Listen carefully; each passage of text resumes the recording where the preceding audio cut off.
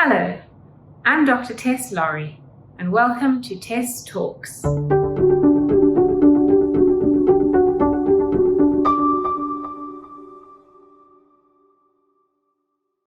Today I'm speaking with Professor Dalgleish, who's a Professor of Oncology at St George's, University of London, and has been speaking about what he has been seeing and has written a letter recently to the British Medical Journal expressing concerns about the COVID-19 vaccines. So I'm very happy to speak to Professor Dalgleish today. Professor, welcome. Thank you. Could you have so many letters after your name. Could you please explain what they mean? Okay. Well, the first one I use is the MD, which is the Doctor of Medicine, which is my thesis. And so I no longer use the MBBS, the ordinary doctor's one. And I was proud of the MD because I did it quite late in my career. And I did it on HIV and retroviruses, and particularly how HIV enters cells. And I co-discover of the receptors, with a very well recognized paper. Then my other letters, I'm a fellow of the Royal College of Physicians in the UK and in Australia. And the reason for Australia is that after doing all my basic work here, I became a flying doctor in Australia, where I got to know real medicine at the coalface, as it were. And then I decided to train in internal medicine and went to Brisbane. And then I decided to focus on oncology. So I went to Sydney, where oncology, even in those days, had an interesting immunological bent. Diseases such as myeloma were treated by the immunologist, not the oncologist. And that had a major imprinting on my subsequent experience. The last one's a fellow of the Academy of Medical Sciences, which is an elected forum for various achievements.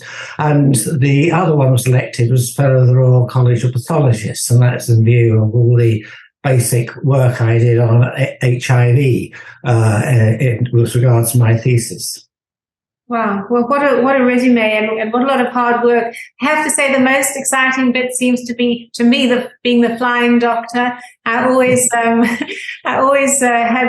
that at the back of my mind too, especially when I was newly qualified, thinking that would be a fun job to have. Do you actually have a pilot's license as well, or? Oh yes, I had the pilot's license. It was the carrot that got me to apply for the job. They said that they were expanding it, so it was no longer just going to be a Royal Flying Ambulance Service, as what the Flying Doctor Service was really. But they wanted doctors to pilot their own planes and go out to remote communities on a regular basis. Therefore, it wasn't practical to have pilots and doctors. And I leaped at that chance because I've always wanted to be a pilot. But I was short-sighted, so I was never able to get a RAF scholarship or anything like that. So it was a great way. I flew for some years afterwards and really enjoyed it, but gave it up because you need to do it very regularly. I could make the legal minimum, but I concluded it wasn't enough to be safe, so I dropped it. So, well, let's talk about your recent letter to the British Medical Journal. What inspired that, and what was that about? Well, what inspired that was the letter that they published by Wang et al., which basically tried to silence anybody who criticized any of the mainstream handling of COVID as being deniers, irresponsible, criminal, whatever. I mean, it was an appalling letter. And Elizabeth Hart and others were involved in trying to decry this. So I wrote this in support of that. And by the way, this is what I'm seeing. And it is, by the way, this is what I'm seeing. And it is important, I think, to be aware of red flags, etc., and to not ignore them. I was told several authorities that I had concerns about the COVID vaccines because even my son and his friends had bad reactions to them.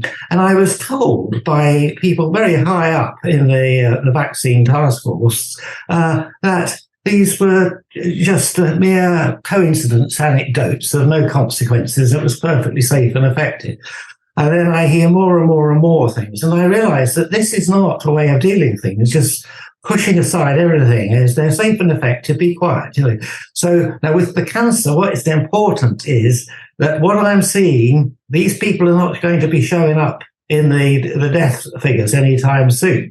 What I'm seeing is they may in the next few months, but what I'm seeing is a trend which I have asked others, are you seeing this too? And they are reporting, yes. I mean, I had an incredible response from a colleague in Australia. He said, not only am I seeing this in my patients, but my own sister developed bone metastasis after a booster for a tumor that, she hadn't suspected. She was well, etc. And I said, this is exactly what I've seen in one of my close friends too. But it's been a few months now that I've been looking at patients. I do a lot of melanoma, and I was one of the first to treat patients with immunotherapy. It's now the standard. We use these antibodies, but 20 to 30 years ago, I was using a very basic vaccines. We tried dozens of different types, but actually one of the most basic heat-kill ones is still by far the best. And I was boosting it with things like interleukin-2, all these old cytokines. And we had some great responses. And I suddenly realized over a 2-month period that patients who'd been stable, one of them, the shortest was 5 years, going up to 20, and very recently one for 18 years, unbelievably long. They were all stage 4, which was meant to have a survival of about 18 months. So, these are quite incredible responses. They all started relapsing after they had the booster. So was this coincidence? No, I don't think it was. I know I've now seen 7. It was first 6. I've seen another one in the last week or so. And is there a possible reason for this? Yes, there is, because the booster causes a suppression of the innate immune response. This is being reported rather bizarrely. And it's thought to be one of the reasons why people who have boosters are more likely to contract COVID. So the first thing is, why would you give a booster that's more likely to get you the infection you're trying to vaccinate against? So I question the whole thing is madness. I think that any vaccine that needs a booster isn't a vaccine, in my opinion, unless it's therapeutic like we use in cancer. And then I thought even more logical about it, because I've written several things about the COVID. It's not like I'm naive to it. And I came very well primed because of all my core work on HIV, where I discovered the receptor. And I think we also got the pathogenesis right. I think that HIV induces AIDS, not because it kills CD4 cells, and it was the CD4 receptor I identified. That's how the cell gets in and kills the T cell. No, standing back and looking at it, I was the first to say, this is not the explanation. I know it's very simple and it makes sense, but it's not the explanation, because other people get infected and they don't get ill, and the chimpanzees all get infected and they don't get ill. So what is it that gives you the AIDS? And it actually is a pan-immune reaction to a bit of the virus that looks like human transplant antigen, HLA. And we pointed this out and demonstrated that I think it's the most likely suspect, but very little has been taken up by that. But I believe that was a big insight. And I actually often in the days with people with severe AIDS, I was treating them with steroids.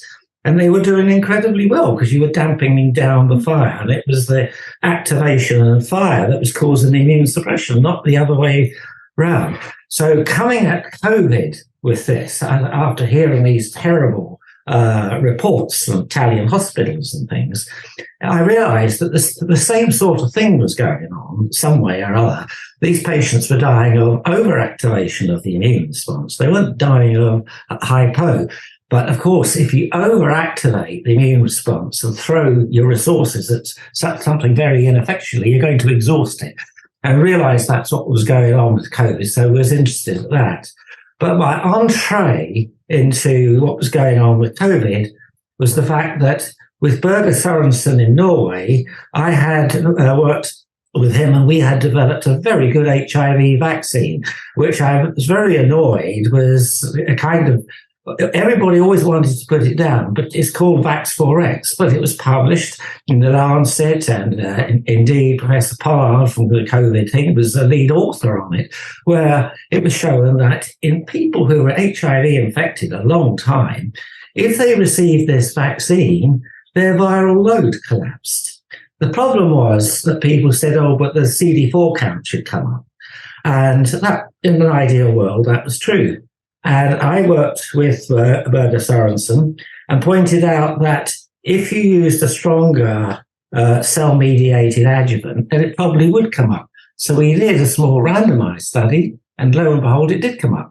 So that vaccine was all ready to go big time. Celgene, a big American company, which I'd worked with thalidomide analogs for a long time, they thought it was a good idea and they were going to put this through.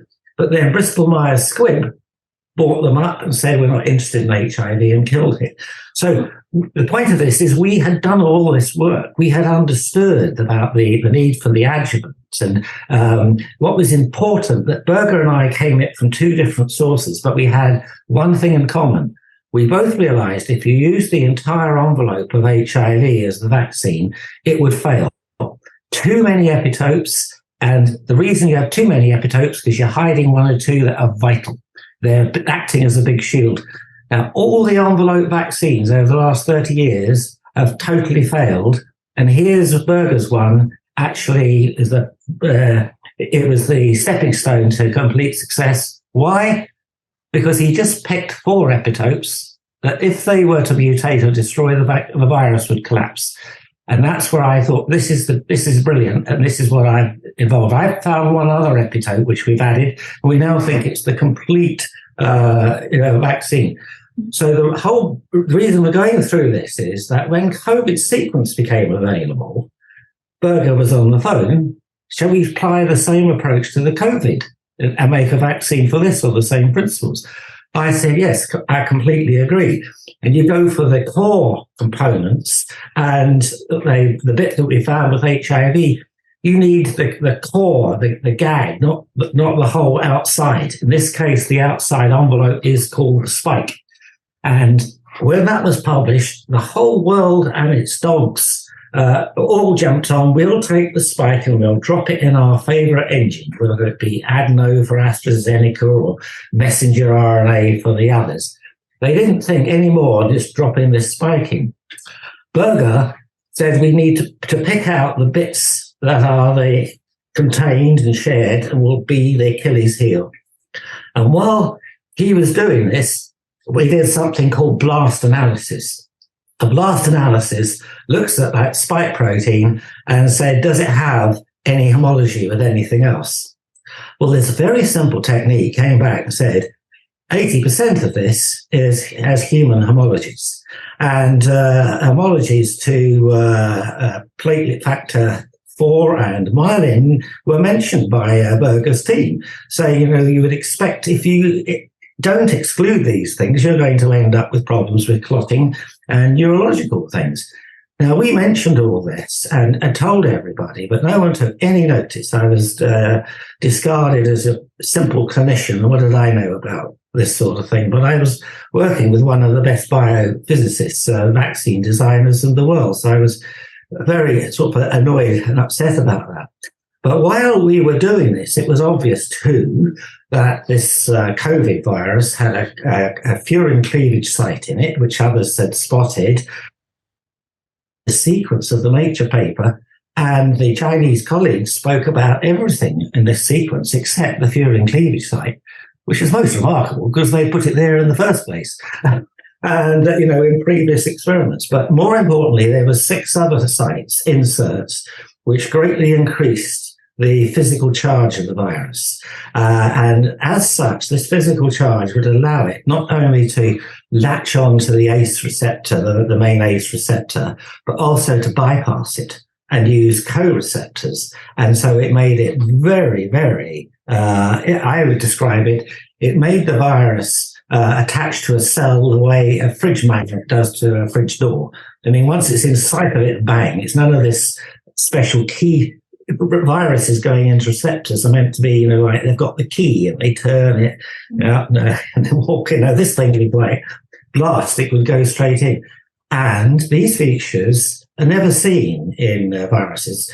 They say that coronaviruses, they say the furin cleavage site is in some other clades and affect other animals miles and miles away. They've never ever been seen. But there are reports in the literature saying that they've been added in laboratory experiments to make coronaviruses more effective to human cells, and this is the gain of function, etc. So that is what we saw, and we were very keen and designed a virus based on this, but nobody took any interest because... You just remind us of the date. So that was that sort of early 2020? This was very early 2020. The paper came out in about February, and we'd got all this by March because we had entree and was hoping that we'd be able to get a vaccine based on it. We sent it to the cabinet at the level where it was looked at by the obvious culprits who saw that, and we now know from dispatches that they had concerns about this. It's all been all over the news, but decided to not only ignore it, but to cancel it.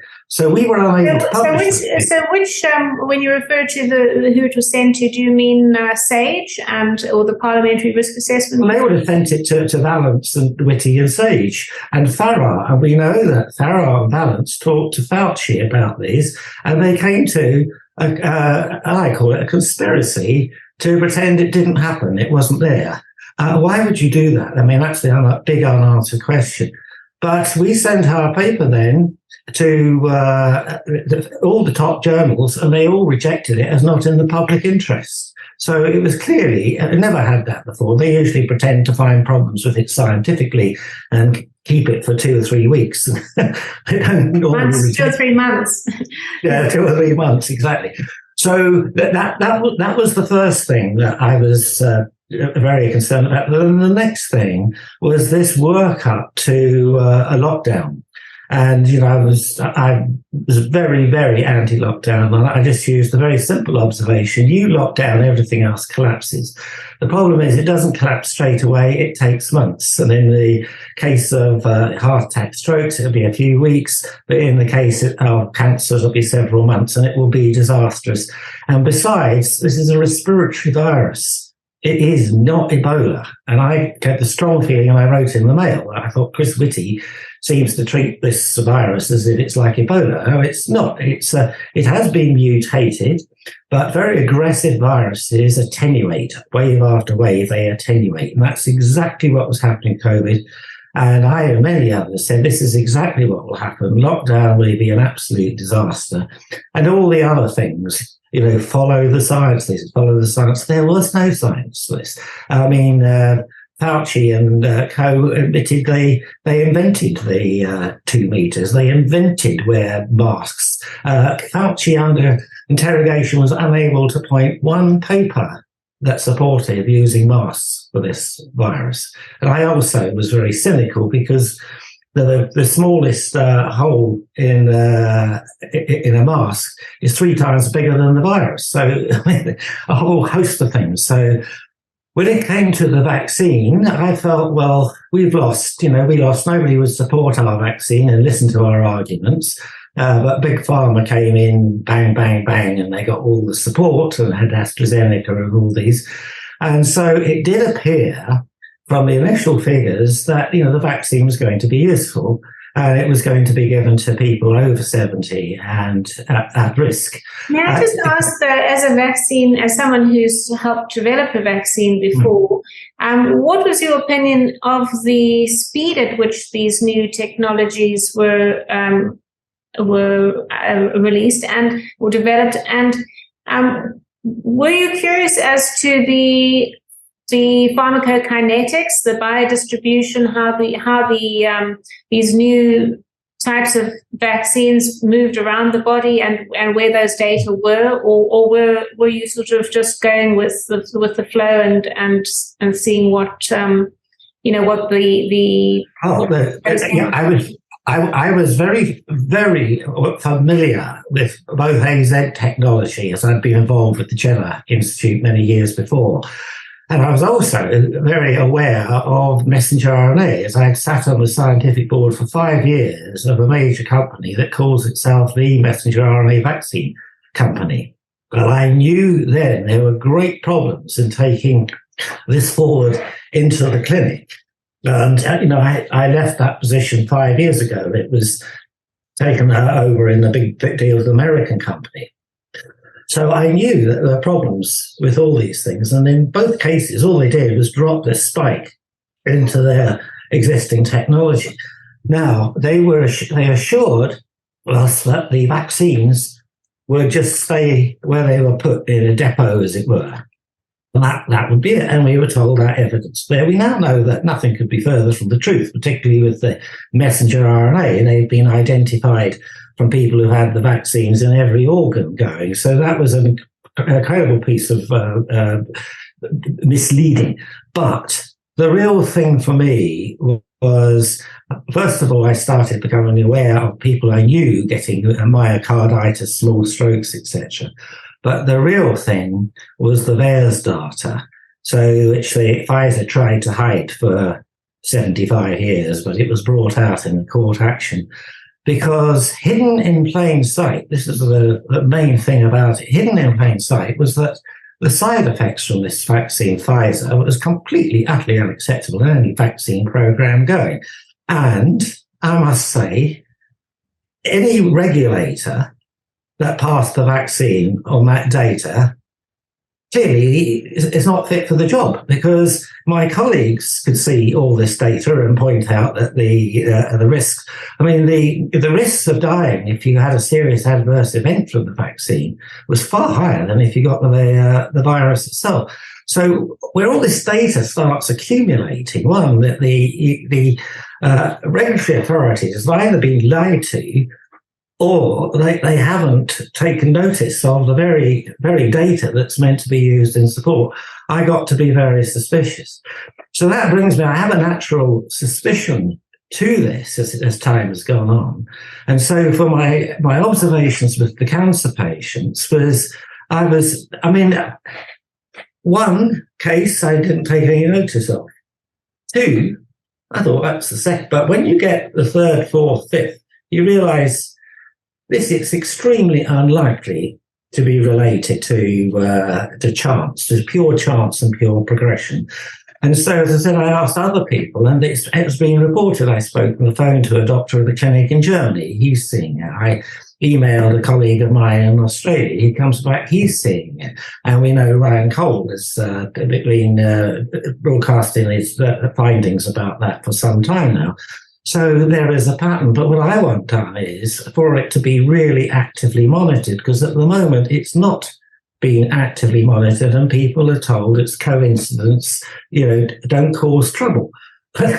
We're trying to prevent something causing trouble here. Exactly. In actual fact, our MHRA, the regulatory agency that's in the UK, they actually haven't done an assessment of a safety audit in 2 years, more than 2 years since COVID's been launched. So it's incredible that they've allowed and emerged or conditionally authorized, given temporary authorization to all these new drugs, and not only the vaccines, and they haven't bothered to do a safety audit. You would think they would be doing safety audits every 3 months or every 6 months, and there's so much alarming data on their database, and yet they're just saying safe and effective, as you say. So. Well, what's even worse is I know that events which have clearly been caused by the virus have not been recorded, and that the patients have tried to point this out. We hear an awful lot coming out of the press now, but the doctors haven't recorded it. And one of the reasons is it's quite a bit of extra work to do a yellow card on something like this, but especially when there's great pressure not to rock the boat, as it were. And so I think the MHRA even confessed that a yellow card system only picked up about 10% of events. I would suggest that probably only 1% from what I've known, because I've asked lots of people who have had bad side effects, and none of them, that to their knowledge, reported it. When they tried to get it, make sure it was reported, their doctor wouldn't report it because he said it's nothing to do with me, it's up to the person who gave you the vaccine, which was done in a field somewhere in a tent to report it. They're no longer there. And many young people who are not feeling well, they've all been told, oh, well, it's, you might have fever and whatever. So in actual fact, amongst, the young people that I know, they have friends who, they take 2 days off. They've taken 2 days off after their vaccine and, knowing that they're not going to make it back to work afterwards. So it's kind of been just this information has been disseminated that it's okay and normal to have a reaction like that, but it's absolutely not for a medicine of any sort to make a healthy person sick. It can't be good medicine. It's just logical. It's common sense, really. Well, the other thing I really want to get across is I'm totally against all boosters. The boosters, I believe, is a moronic thing. I don't know how on earth they ever justify these. The reason for this is that the first vaccines were aimed against alpha delta virus. So you're giving a booster to this because your immunity is waned for it, allegedly. However, this virus has long since departed the planet, possibly, let alone all the other lands. So you're boosting against something that's not there. Now, this is the first reason why people go down with COVID after their boosters, because you harness this enormous immune response into fighting something that's not there, therefore weakening the defenses of the innate immune system for new viruses. This is why, even there was an Oxford group published the Lancet report that you're 44% more likely to get one of these new Omicron viruses if you've been vaccinated versus those who've not been vaccinated. And the second big thing I wanted to point out, in addition to we published all our thoughts on how you should use the sequencing for a good vaccine in a magazine journal called the Quarterly Review of Biophysics Discovery, disguised as a vaccine paper, where it's actually been downloaded over 250,000 times. So this is something that nobody was meant to be interested in and ignore, etc. Well, we also published a different group of us that the reason for being cynical about coronavirus vaccines is everyone previously had failed and caused toxicity in monkeys and things like that. So we were basically asking why this was. Now, one of the reasons for this is that these coronavirus and similar viruses, when you look at all of these papers, two or three things come out. One is antigenic sin, and the other is antibody-dependent enhancement. And it would look like both of these are relevant to the COVID vaccine. So they're going, and I don't know why the government's doing this. Moderna is going to put Omicron 1, 2 into a booster thing, so it's all there. You've got the package. If the antigenic sin thing is correct, and I've got reasons to believe that it is, that all you'll do is boost the response to the first vaccine, which is against something which is no longer there. It will not cover and broaden for the others.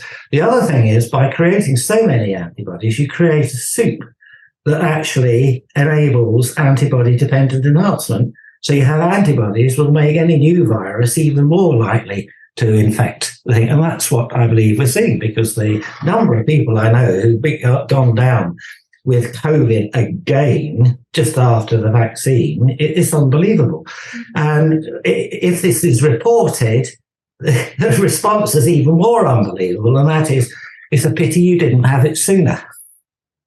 It's very difficult for people. You have to really put oneself in their shoes, and they're being told by the governments and the doctors they trust that they need these injections, and the injections are going to prevent COVID and prevent, and help them get on with their lives. And so when they get sick, it's almost impossible for them to consider that it could be from these injections that they're constantly told are so safe. A colleague of mine went to a funeral the other day of a relation and who had died, in his opinion, as a result of the COVID vaccine. It was a stroke. And he said there were 4 other people among the funeral party that had been seriously injured with post-vaccination with a clotting disorder of some sort, and none of them had put 2 and 2 together, and all of them expressed the sense that at least they didn't get COVID. So there was the sense that it protected them from COVID, and they had at least not got COVID, and they didn't put the 2 and 2 together that in actual fact the injection may have caused their clotting disease. So, and as I say, just in terms of the sheer proportion of people who were there, it was crazy and quite distressing for my colleague. So it's very difficult for the public to get their heads around what is going on, and it's hard for them to hear us. So do you have anything you could say or what do you say to people who struggle to see that their injury may be associated with the vaccine? Well, I mean, I tell all my patients that they must not have the booster vaccines because of my experience and insight, and I think that the younger colleagues are all told to shut up, and in Australia they could be reported and taken off the register for spreading misinformation. I mean, this is the Orwellian scenario that we are in. In your life, you've been practicing for a very long time. Have you ever had this sort of directive come from above that you're not allowed to speak to your patients about X, Y, and Z? No, never, ever.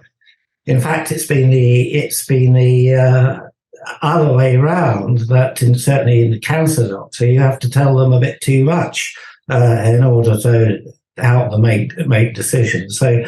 No, never anything like this. It's just been awful. But I feel that it's very contradictory, because you're meant to do the best for your patient, but you have the GMC and other regulatory authorities threatening you with misinformation if you suspect that the vaccine might be doing more harm than good, even though the evidence is now on the website. Everything is done by stealth. Certain things on the website, they don't make an announcement about things. It just suddenly appears, or the wording changes. Some of these things, like with the myocarditis, etc., it should have been an immediate stop. But in the first case of anybody under 40, 45, it should have been banned immediately, and they should be looked into it.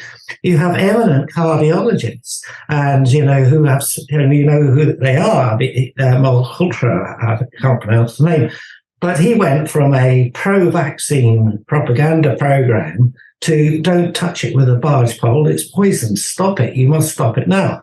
And I agree with him coming from a similar big clinical exposure to see these things. Our duty. Many other UK cardiologists who are expressing concerns as well. Many. And our sort of mantra should be first do no harm. So you cannot remain silent when you suspect. And I'll be the first to say, we might be wrong, we might be overlooking, we might be linking things speciously that's not cause and effect. But I don't think so. And one of the things about being an older doctor is you have an awful lot of experience. And a lot of medicine is an art form, it's not science. And if you follow the science that Valence, Whitty and Fauci call science, then you end up with disaster, because they're not following any science at all. I don't believe that anything they've said follow the science. I think it's been an absolute disaster, and they should be ashamed of themselves for going along with this all the way through. So I think you have to say something. The pattern is odd. It's not fitting, and I'm worried. It's beholden on us to say, even if it turns out not to be true, we now know enough that the boosters are doing nobody any good. So no one's going to lose by it, but we keep piling them in. it seems to be that people are going down after the boosters. I mean, obviously, a lot of people had problems with the first vaccine, the second vaccine, and also the generalization, the younger you were, the worse it was. But what we're seeing now is people are okay until they have the booster. That's what I'm seeing with my own eyes. It's the boosters that people are then getting a relapse of their melanoma or a B cell. The B cell was certainly predicted by some that if you keep stimulating B cells non-specifically, you're more likely to get lymphomas and things. And we now know that a lot of people have low-grade B cell malignancy, chronic leukemia, very low-grade lymphoma. So perhaps it's just revealing these diagnoses in the people there. But again, we've got a logic to it. If it's suppressing the innate immune response, that is the immune response we know contains melanoma and B-cell malignancies. So it all fits. Therefore, I believe we have a duty to bring this to everybody's attention. And the regulators have a duty to see, is this really true? Because it's not going to show up in death figures for several months, by which time it could be a catastrophe. Yeah. Have you seen any young people with cancers in your practice? I don't see many young people. I'm not allowed to see people under the ages of 18 for the way they've hived it off. It then goes into pediatric and adolescent. But what has been drawn to my attention are the offspring of colleagues with various things. And I've been surprised and horrified to find young people, I'm saying 20, who've been forced to have a booster vaccine for enrollment into colleges. This is nonsense still going on. And not that long ago, travel, who were had COVID in the first wave for 2 or 3 days and then fine. And they had the vaccine and they've gone down with dreadful cardiological problems and long COVID. I mean, really bad. I've actually called to make sure my own eyes, one of these poor people. And I was amazed to find that they were super, super fit. And once they had that booster vaccine, they could hardly get out of bed. I mean, they were describing absolute classic long COVID from the vaccine. So once again, one swallow doesn't make a summer, but we're on these various internet things with other physicians.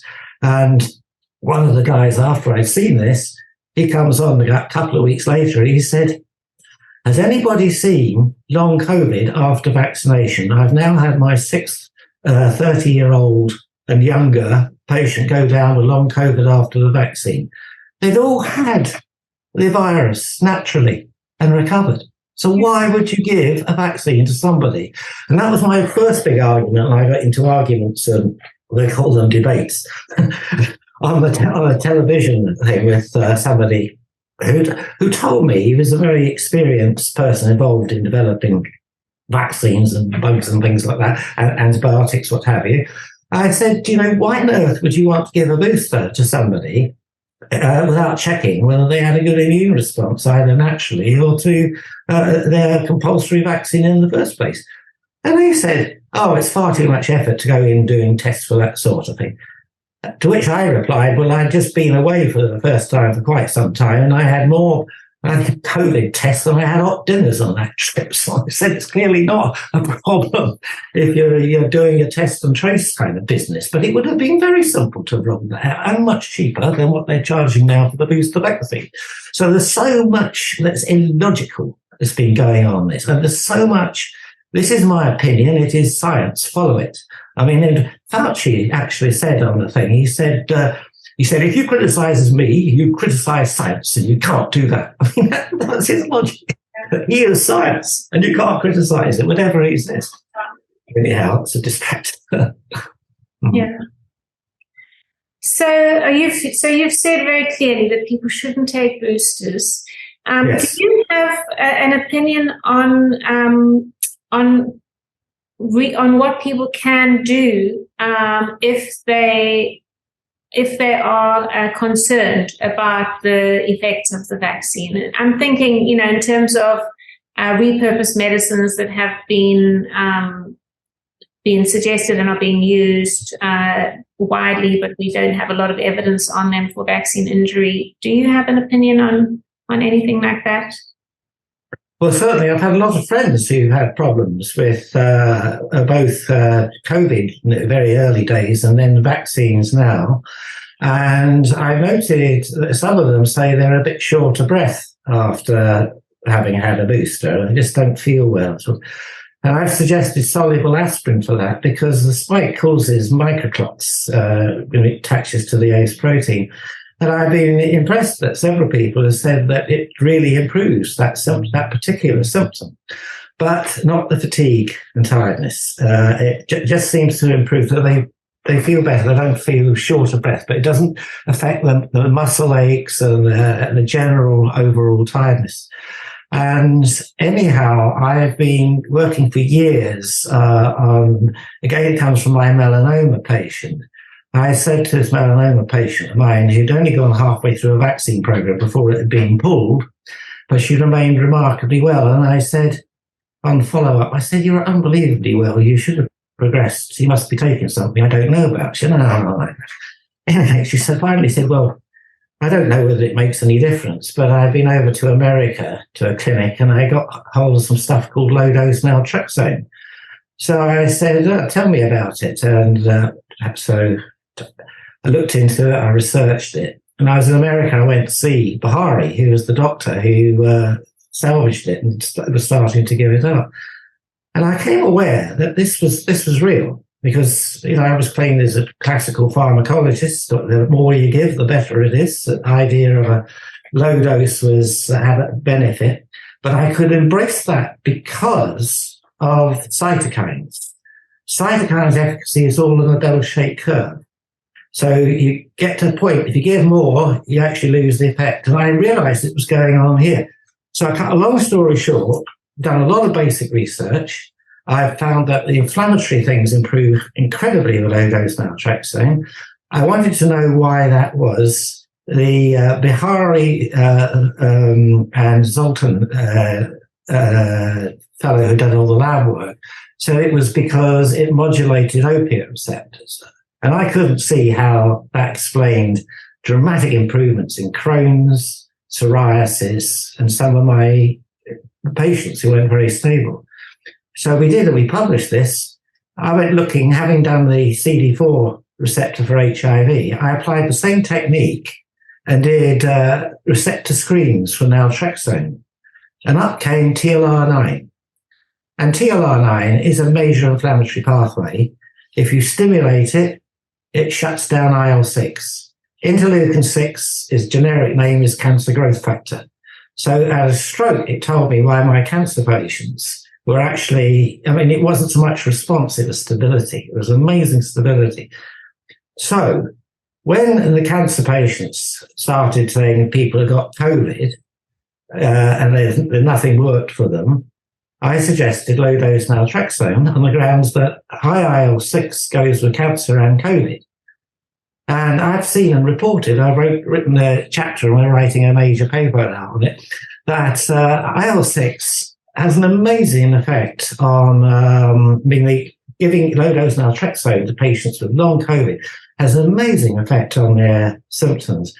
And what's really interesting is that the first symptom, they all say, disappears very quickly is brain fog.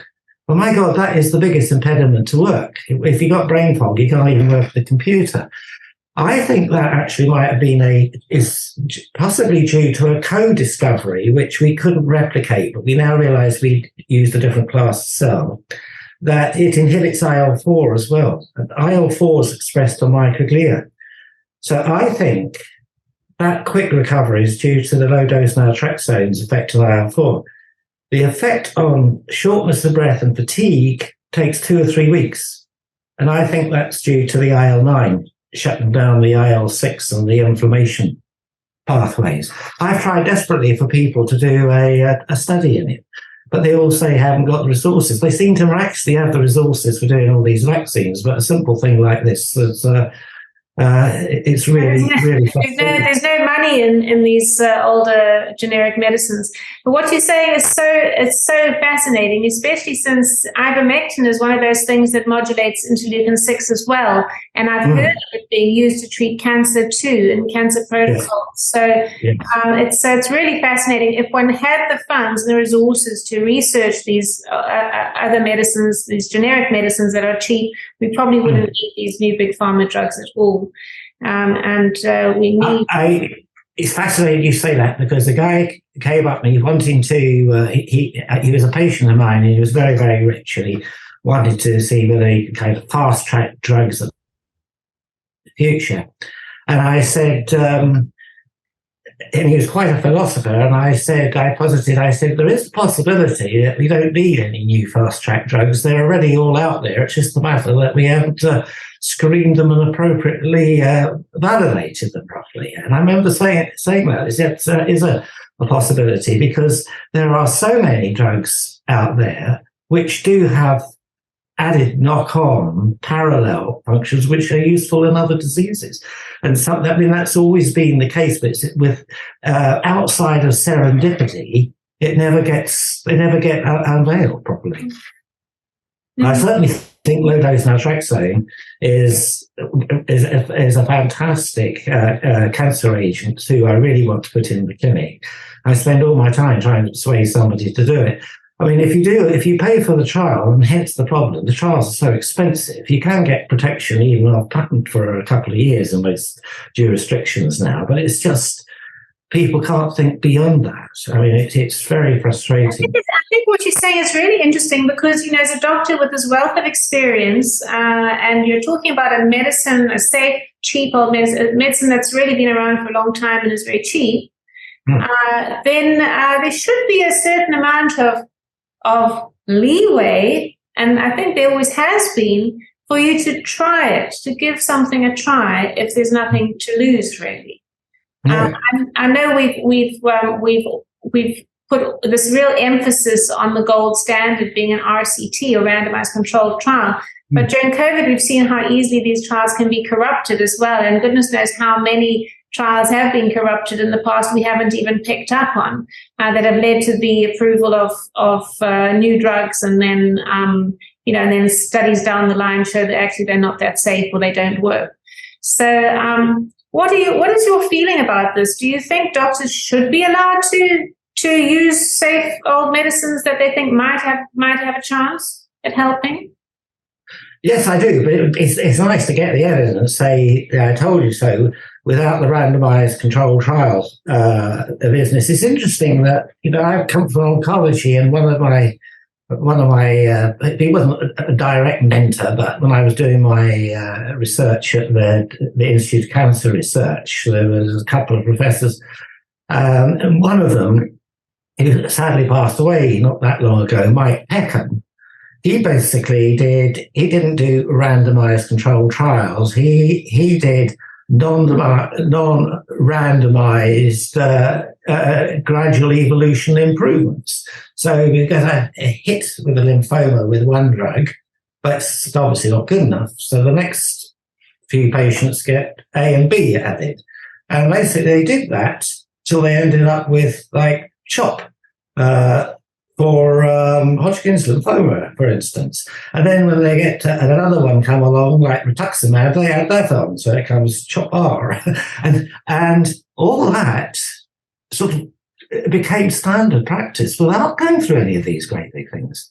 And so I don't see why, with a lot of the other things, we can't do that today, particularly when we're dealing with a lot of agents that unlike the COVID vaccines, they're not dangerous and toxic. And we've known that from tens, hundreds of thousands of patients have been using these for something else. So why put these barriers up? I've always been told every time I push the envelope to say, why can't we use this, get this quick? We've got these small randomized studies, but they work, there's no toxicity. Why can't we just get that through there? Oh, no, we have to do the large studies for safety reasons. No, you don't. because what you're using is being done even with thousands of patients with no SAE. I've worked with two things which I've been pushing through for years. None of them has ever had an SAE 3 or 4 ever. So why would you need to do a larger study for safety reasons? I mean, if they now use everything to, as you said, to corrupt, it's very easy to set a trial up to get something to succeed, depending on how you do it, and equally to set a trial up to show that that doesn't work or fails. And I mean, the very, very recent thing is a study which people have been saying, oh, vitamin D does no good, this, that, and the other. Well, I mean, there's loads of trials there showing that vitamin D supplementation would have been probably far more useful than going down the vaccine route. And I greatly believe that to be the case. But now they're all focusing on what to me seems like a contrived trial to show that vitamin D didn't work in a randomized study. But I mean, there's lots of flaws, and Will Jones goes over it in The Daily Skeptic very well. But the bottom one, as I always said, is the thing here. You tell everybody how marvelous this thing is, and you randomize to them, and it's informed consent. Well, anybody who actually reads and thinks for themselves, well, this stuff's marvelous, but I know my local chemist sells it to £1 a week. I think I'll go and get it just in case. Of course, try trouble with having a statistical difference and did they measure whether those patients were taking it and what the levels were? You know, so it is very easy to do very bad trials. We now know all the early trials with elastin, which they had a positive signal to the point where they got, was it Patricia Hewitt at the time, to give it urgent early approval for breast cancer because of the political lobbying. And now we know that it's not worth it. But it outmake it one of the most profitable drugs ever made by a big pharma. Yeah, we've seen Patrick Holford looking at Alzheimer's and looking at supplements and how supplements improve Alzheimer's. And prevent Alzheimer's, and diet and supplements prevent Alzheimer's, and also with COVID vaccine injury groups, we're seeing people doing their own research. So I think what we're going to see going forward is really people-based research using these safe older medicines and kind of feeding back to us doctors as to what works and what doesn't, because the trials are so costly and they're not necessary for these safe old medicines, in my opinion. Yeah, well, I would agree with that. The idea of the patients doing their own trials, as it were, has brought to my attention that there are such sites where people have rare diseases and there's no one thing that works for them. So they report what they take and rate it back onto a site of patients with rare diseases. And it was very interesting to see that for fibromyalgia, low-dose naltrexone came up as the most useful drug, and they tried dozens and dozens. I mean, to me, that type of information is probably more useful than randomized trials because it's real-world data. Yes. I mean, now so much trial data is not real-world. Yes, I think you only need randomized controlled trials in with drugs that are potentially very unsafe or potentially unsafe, new drugs, rather than these older ones where people can get them over the counter and try them, or where they've been around for so long and their safety profiles well documented, and they're safe. So, gosh, I think we could probably go on for another hour or so because it's so fascinating speaking with you and hearing about your experiences. I know that our audience is limited for time, though. There's so much to watch these days. Is there any final message you'd like to give people watching, either doctors or patients? Well, certainly, I'd like to say to the doctors is we do have to realise that we've been pre-programmed as to what to expect and what to see, and that this so-called misinformation business is being layered on so heavily that I know close colleagues of mine react, and I go, how can you possibly react like that? You just sound like you're being completely programmed by all the rubbish that's coming from the media. Why don't you actually look and say, put everything aside, are my patients benefiting from the vaccines and boosters? Are they? Because we know there's no point giving it to you because the virus is no longer there. Is there any benefit at all? And more interesting, when they complain of something, think, could it be cause and effect? Could be coincidence. But what I'm finding is that so many doctors are telling me, oh, no, it's just a coincidence. They're not thinking, they're just going, oh, it's a coincidence. I mean, they've been programmed.